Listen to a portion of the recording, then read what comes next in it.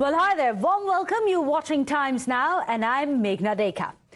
Well, what does it mean to be an Indian? We are aspirational, yes, and have been soaring to the skies, and of course, even aiming for the moon. Well, quite literally at that. But we are also steeped in our history and our culture, our heritage. We are still powered by our traditions. At the G20 summit here in the national capital, we have showcased what India means to Indians. While on one hand you had the high-tech Bharat Mandapam, which wowed the world leaders, the Sarnath wheel was prominently showcased, very symbolically, isn't it, that India is still date powered by this heritage that we share. Well, today we will be discussing cultural nationalism and India's emerging soft power and what India's heritage has to offer to the world. From yoga to Bollywood to Prime Minister Modi's mantra of Sabka Saath, all of that has been going global and showing a light to the world. So today, joining us here on Times Now is Dr. David Frawled, an American Hindu scholar. Always a pleasure to have you here, sir. Pandit Satish Sharma is also joining us, an author and fellow Royal Asiatic Society. Ashwin Sanghi is joining us, an author. Dushyant Sridhar, a Vedic scholar of EQ, also G20. In fact, let me go across to the kind of questions that we are today, India as a world, as a population, have been wondering, because Dr. Frawled, you've been watching and very keenly at that, watching the developments in Delhi. G20 was perhaps, it wouldn't be wrong to say, the most significant and one of the most influential international gatherings which has happened in India. How do you think Bharat has performed under Modi? Bharat has performed extraordinarily under Prime Minister Modi. Bharat has entered into the world stage. Modi has entered into the center of relations with world leaders throughout all the countries. A new India is arising, and G20 is just the, you might say, the summit, the ultimate coming together of the forces that were put together over Modi's administration. Not only raising India globally, but raising India in India and raising India's culture and soft power in India with the wonderful renovations of temples like Kedarnath and Mahakal and Kashi Vishwanath and this global influence supporting. Prior to Modi, the cultural power of India was not given a lot of support overseas. Now it is highlighted. Now it is everywhere. Yoga, Vedanta, Ayurveda, Indian music and dance, Sanskrit, tourism, Himalayas, so many things is now out in the open, supported and honored by all, not just as influence, but also as inspiration for the world as a whole. Well, that's very interesting. Let me take off from exactly where you have left and go across to Pandit Sharma. One of the things that Dr. Frawled has talked about is about raising India even for Indians. We are, of course, a population which has a colonial past. We have been subservient for quite a few centuries. For us to get out of what many have called this colonial hangover, to shun the colonial baggage, how important is it that today we embrace our heritage? Because there are also negative connotations that many have put to it. Is it nationalism or is it jingoism?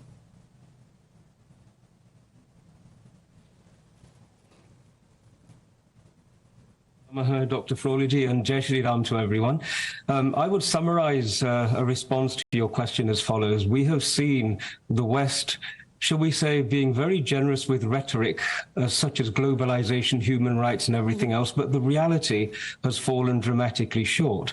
What we have seen in G20 and under the leadership of Prime Minister Modi ji is, in fact, very little rhetoric, but a great deal of reality. The numbers of economic resurgence, the numbers associated with infrastructure expansion, the arrival of the Chandrayaan, these are all very real aspects, and yet in a truly dharmic fashion, we have not been peddling the rhetoric. And G20 for me shows that incredible shift of emphasis and balance. How many dharmic people do you know who tell their children, be humble and do really well at school and let your results do the talking? Amplify that onto a national and international platform, and that's what you have on G20. You mentioned colonization. I think one of the most dramatic images for me was the embrace between Prime Minister Modi and indeed the leader of the African Union. You know, we had such an incredible trade between East Africa. I remember in 1497, Vasco da Gama wrote about how surprised he was that there were so many Indian traders on the eastern coast of Africa. And during the period of colonization, that trade whittled and disappeared away. And so that embrace for me is the re-establishment of an incredible dynamic powerhouse, probably culturally, but also economically for both Africa and India. And I think when India and Africa march together, the global south will truly arise, and we can start to repair the harm done by these European nations who, for some reason, have an urgent need every few decades to engage in the most bitterest of battles. Perhaps we can stay away from it and allow these noisy people to settle down and lead the way. And I think G20 is a stake in the ground demonstrating that. That yes, there is an alternative to the rhetoric which has been peddled. If we really follow what really has been encapsulating this year's G20, Vasudhaiva Kutumbakam, perhaps there is hope for the future. Now, this is very interesting, Ashwin Sanghi. One of the things we were discussing about the way symbolically a lot of these images are perhaps going to be very iconic. And I'll put this question to Dushyant Sridhar anyways. Dushyantji, the fact that today we had the UK Prime Minister, the US Prime Minister, the biggest leaders of Europe today being showcasing and also photographed with the Sarnath Chakra at the background. Symbolically, how important are these visuals? Because many have equated this to reverse cultural colonism. However, colonization not in the negative sense, but this is a reverse where we are now showcasing and taking our culture to the world. Okay, so I believe, honestly speaking, that there has been a great deal of chatter about this wonderful about the Bharat Mandapam and the culture corridor. But the truth of the matter is that let's think about the culture corridor of ancient times.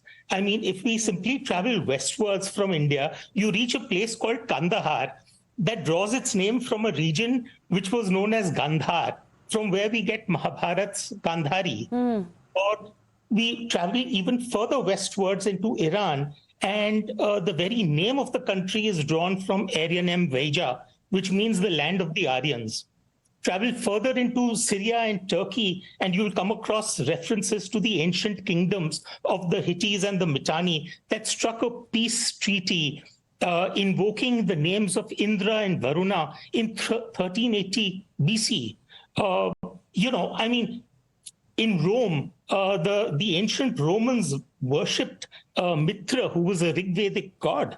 And of course, the Greeks then decided to worship his friend Varuna and adopted him as Uranus. So just look at that wonderful arc that we already had. That was the original culture corridor, as it were. And this culture corridor did not only extend westwards. Think about the eastward expanse of this corridor. If you go eastwards to China, you see that it was Indian monks, 2 Indian monks who carried the initial Buddhist scriptures to China. And it was Bodhidharma who carried martial arts to China. If you think of Thailand, the kings of the Chakri dynasty still continue to assume the title of King Rama. Or go to Cambodia and you see Angkor Wat, the largest Vishnu temple in the world. Travel further into Malaysia, and you have the Hikayat Seri Rama, or the shadow puppet, which is being performed even today. And in Indonesia, you have the national symbol, the Garud. So the point I'm trying to make is that we have been used to punching above our weight in terms of soft power. And I'm glad that this entire focus of the G20 is not only about the hard power, which is money and military, but is also about soft power, which is motivating the world. Absolutely. I couldn't agree with you more. Mr. Sridhar, if I can come to you. This is, as we were discussing, we have that shared history, a shared culture, a shared legacy with several of these nations, and the ones which we didn't, well, we are linking towards it, aren't we? But Prime Minister Modi, he really has been pushing with his charisma to have these very close bonds with some of these world leaders. Would you say that he's become one of the biggest brand ambassadors of New Bharat as well? Everywhere he goes, he's always showcased, if nothing else, even the clothes that he wears, the culture that he takes along, how he's taught everyone about Sattvic food, for example, and of course the Namaste.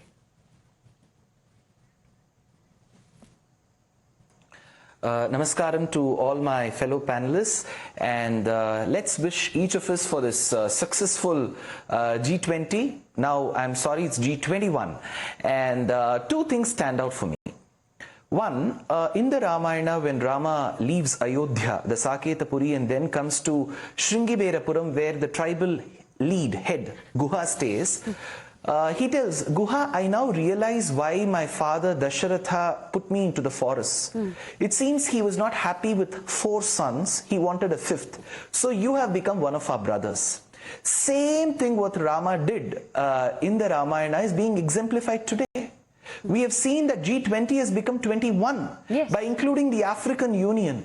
For the kind information of the viewers, see, of course, many of the sportsmen, many of the celebrities did take down their knee and say Black Lives Matter. Today we exemplified that. The complexion of the skin doesn't matter. It is your heart, it is your intent that matters. So we have proven truly by having the African Union, it's a big success.